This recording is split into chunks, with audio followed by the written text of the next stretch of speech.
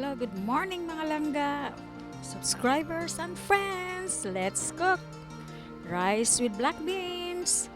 So as you can see, I have the can of black beans here. I open the can and drain it until the water will be clear. And then what we will do next is to clean our rice in the pan so we can cook it. Just be sure na mahugasan po yung bigas, but make it sure slowly lang po kasi no, yung bigas natin is so brittle. So after that, we can put our black beans and imekos-mekos lang. Kaya tingnan nyo, ang tubig is little bit dark because what we're using is a black bean. So kahit anong linis mo, the water will become like that. And then we will add our salt with garlic. It's already a powder, so we just put it together in one pan together with the black pepper para po meron lasa ang ating kanin.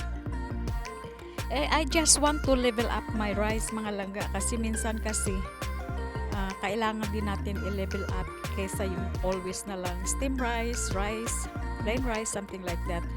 And then I add some olive oil, but you can use any kind of oil like vegetable oil, corn oil, but I prefer to put olive oil para po medyo healthy naman yung ating kanin.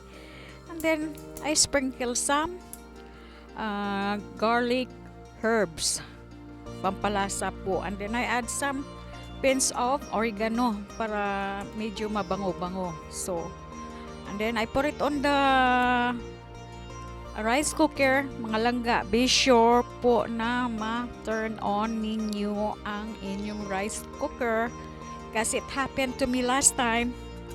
I was thinking I on it, but I didn't think na hindi pala.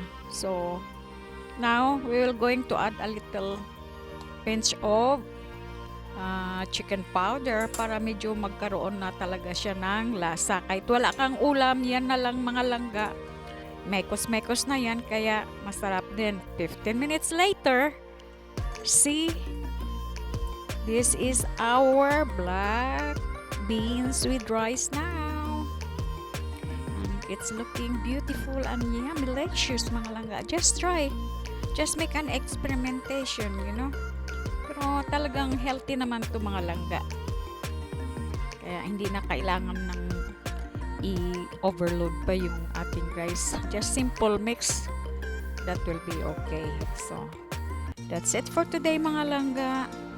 I hope everybody have a good time and have a good day. Thank you guys for watching. See you soon. Bye-bye.